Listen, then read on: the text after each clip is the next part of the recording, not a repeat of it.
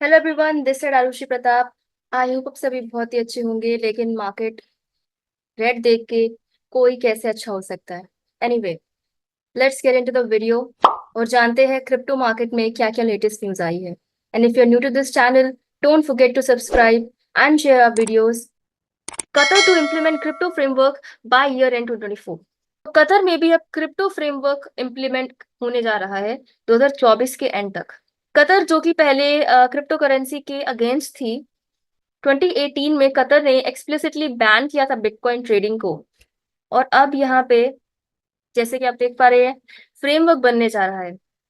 तो बहुत ही अच्छी चीज है, लोग आगे बढ़ रहे हैं, कंट्रीज आगे बढ़ रही है। अब कतर जो है वो प्रोग्रेस कर रहा है क्रिप्टो फ्रेमवर्क को लेकर और लीगली रिकॉग्नाइज करेगा डिजिटल एसेट को as a part of its strategy, जिसमें कंट्री की डिजिटल इकोनॉमी बढ़े। In a recent interview, Qatar Financial Center's Chief of Financial Services Sector के जो ये है हैंग चैन, इन्होंने बोला है कि ये एक सॉलिड फ्रेमवर्क जो है टोकनाइजिंग जो रियल वर्ल्ड एसेट है, जिसमें सिक्योरिटीज भी वो करेंगे एड, और debt capital market instruments, investment, सकुक और अदर एसेट क्लासेस भी इन्वॉल्व होगी।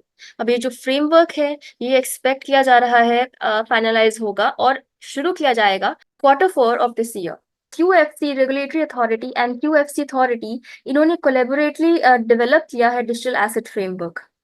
अब ये जो इनिशिएटिव है, ये एम करता है कि कतर की जो डिजिटल इकोनॉमी है वो बढ़ेगी इस स्ट्रैटेजी से। और आगे जाके QFC का जो रोल है यहाँ पे, वो as a premier financial business hub Middle East में जाना जाएगा। उन्होंने फ्रेमवर्क बनाया है, उसको एक बार रिफाइन करने के लिए फीडबैक वगैरह ये देख रहे हैं इंडस्ट्री के प्रोफेशनल से और बिजनेसेस से, ताकि उसका कंटेंट, उसकी प्रैक्टिकलिटी, उसका जो स्ट्रक्चर है वो सही हो।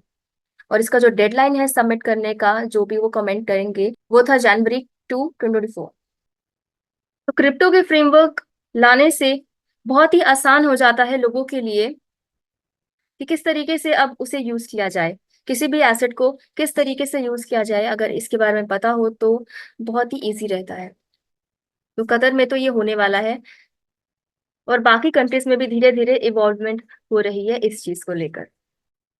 $35 trillion US national debt could bolster bitcoins adoption as hard money. तो यूएस पे $35 ट्रिलियन का डेट है, नेशनल डेट, और इसकी वजह से बिटकॉइन का अडॉप्शन बढ़ सकता है। तो बिटकॉइन जो है, जैसे कि हम जानते हैं, लिमिटेड सप्लाई है। बट फिएट करेंसीज का यहाँ पे क्या ड्रॉबैक होता है कि उनकी अनलिमिटेड होती है, कभी भी गवर्नमेंट प्रिंट कर सकती है मनी को। इस वजह से यूएस का जो डेट है वो $35 ट्रिलियन हो चुका है। तो ये डेट बढ़ने से हर एक जो बंदा उस कंट्री में रह रहा है, उस पे 1,05,000 का डेट है। यहाँ पे बात आती है क्रिप्टो करेंसी के बारे में। क्रिप्टो करेंसी जैसे बिटकॉइन, ये ना तो इन्फ्लेशन से इफेक्ट होता है, ना तो इसकी अनलिमिटेड सप्लाई है, जिसकी वजह से मार्केट में इन्फ्लेशन आए। तो यूएस जो है वो बिटकॉइन को डेट की वजह से एक अच्छा ऑप्शन देख रही है अडॉप्ट करने के लिए। अब यहाँ पे कंट्री के जो कंसर्न है वो बढ़ते जा रहे हैं इकोनॉमी को लेकर। तो इस वजह से यहाँ पे ऑप्शन आता है बिटकॉइन का, और इसी के चलते बिटकॉइन को हार्ड मनी बोला गया है, क्योंकि इसकी डिवैल्यूएशन नहीं होती जैसे फिएट करेंसीज की होती है। अब यहाँ पे करेंसी डिवैल्यूएशन की वजह से इन्वेस्टर्स जो है वो दूसरे ऑप्शन देख रहे हैं, ताकि उनकी एसेट्स यहाँ पे सेफ रहे। तो यहाँ पे वो बिटकॉइन को as a safe haven assets बोल रहे हैं। जैसे कि हम जानते हैं गोल्ड जो है, अब बिटकॉइन का नाम भी यहाँ पे आया है। और जैसे कि हम देखें, अगर बिटकॉइन जब से इंट्रोड्यूस हुआ है तब से उसका जो प्राइस है वो बढ़ता जा रहा है, चाहे मार्केट ऊपर जाए चाहे नीचे जाए, लेकिन because of it decentralize nature उसका प्राइस बढ़ता जा रहा है।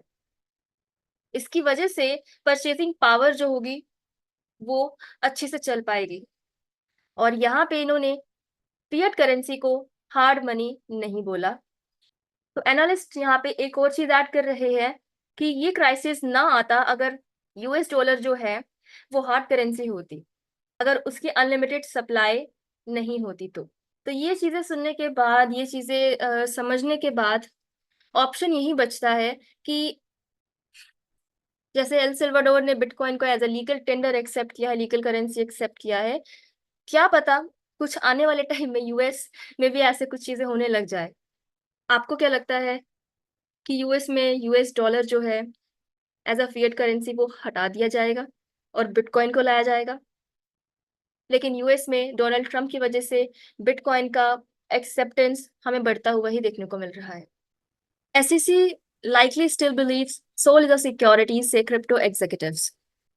तो एसईसी ने लॉ सूट फाइल किया था जो कि बाइनेंस के खिलाफ था, वो अभी विड्रॉ कर लिया है कोर्ट में से, जिसमें सोल को एज अ सिक्योरिटी और बाकी क्रिप्टोस को भी एज अ सिक्योरिटी वाला जो सीन चल रहा था, बाइनेंस डॉट यूएस वाला और कॉइन बेस वाला, जिसमें ये दोनों एक्सचेंजेस जो है ये वायलेशन कर रहे थे सिक्योरिटीज का जो लॉस थे उसको। तो यहाँ पे जेक जो कि चीफ लीगल ऑफिसर है crypto focused venture capital firm variant fund से, इन्होंने ये बोला है कि इसका मतलब ये नहीं है कि एसईसी सोल को नॉन सिक्योरिटी मानती है। अगर उन्होंने कोर्ट से विड्रॉ करी है अपनी रिक्वेस्ट, तो इसका मतलब ये नहीं है कि वो नॉन सिक्योरिटी है। अब सोल या फिर कार्डानो, पॉलीगन, ये जितने भी क्रिप्टोस है, और जबकि यहाँ पे एसईसी का ये भी क्लेम ये कर रही है कि 68 टोकन सिक्योरिटीज है जिनकी $100 बिलियन वर्थ है क्रिप्टो करेंसी मार्केट में। तो अभी ये चीज पता नहीं चली है कि उन्होंने विड्रॉ क्यों किया है। जैसे कि यहाँ पे ये लिखा हुआ है कॉइन टेलीग्राफ ने, SEC has retracted its request for the court to classify tokens like Solana, Cardano, Polygon as securities in its lawsuit against Binance। तो 30 जुलाई को इन्होंने रिक्वेस्ट वापस ली थी कोर्ट से। Donald Trump promotes bitcoin theme sneakers after bitcoin 294। तो Donald Trump जो कि former president है यूएस के, हम जैसे कि जानते हैं ये बिटकॉइन कॉन्फ्रेंसेस कर रहे हैं, क्रिप्टो करेंसी की बात कर रहे हैं, और अब इन्होंने बिटकॉइन थीम स्नीकर्स भी निकाले हैं जो कि 1000 पेयर्स है इस स्नीकर्स के, आप जैसे देख सकते हैं पिक्चर में। तो बिटकॉइन स्नीकर, यहाँ पे यूएस का जो फ्लैग है वो भी है और बिटकॉइन की भी इमेज है। तो ये जो स्नीकर्स है, पेयर ऑफ स्नीकर, ये $299 के प्राइस रखा गया है और प्री ऑर्डर के लिए अवेलेबल है।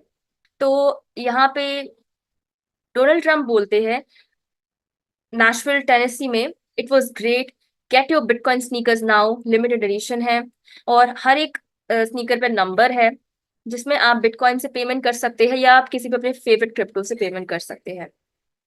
इनके जो स्नीकर्स है यहाँ पे डिस्क्राइब किए जा रहे हैं the future of finance and leadership of president Trump and symbolising strength and innovation.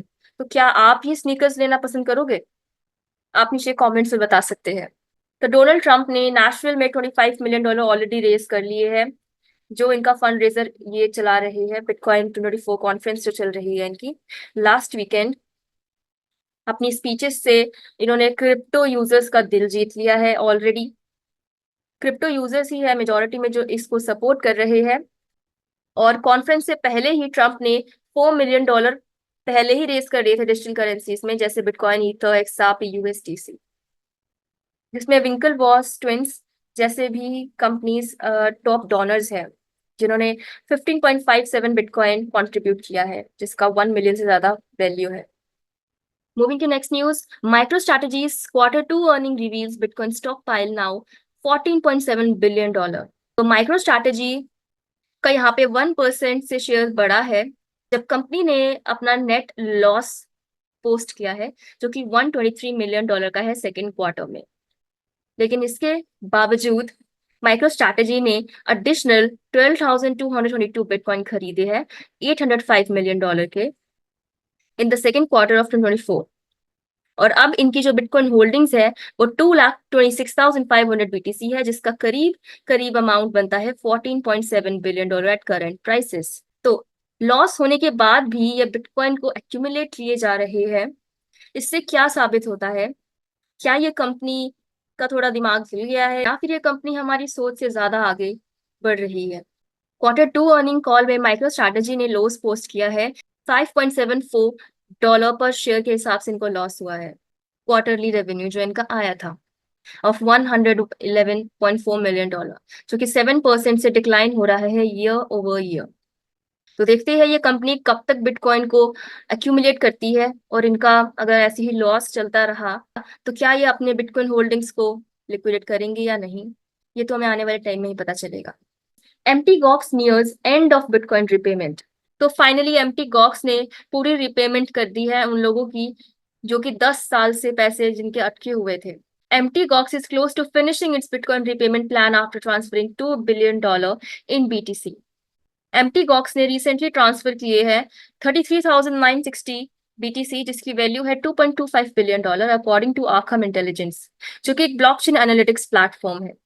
अब ये जो एड्रेस है ये आर्कम ने बताया है कि बिटगो से लिंक है डिजिटल एसेट ट्रस्ट कंपनी और सिक्योरिटी फर्म बिटको, जो कि फिफ्थ और final custodian assisting empty Gox की है, जो कि जिन्होंने क्रेडिटर्स को फंड्स रिटर्न करने हैं, तो उसमें से यह पांचवी और फाइनल कस्टोडियन एक्सचेंज है। अब इस ट्रांसफर के बाद एम्प्टी गॉक्स के पास 32,899 BTC है, जो कि होल्ड कर रहे हैं $2.11 बिलियन का। अगर बात करें तो जो एम्प्टी गॉक्स ने 1,41,000 रिट्रीव किए थे बिटकॉइन, उसमें से 76.5% जो है वो अब इनकी रिड्यूस हो चुका है। अब इनके पास इनके ट्रस्ट जो फंड है उसमें $74 मिलियन बचे हैं। तो ये बहुत ही अच्छी खबर है कि पूरे का पूरा रिपेमेंट इन्होंने कर दिया है। टाइम लगा लेकिन इन लोगों को उनका पैसा मिल गया।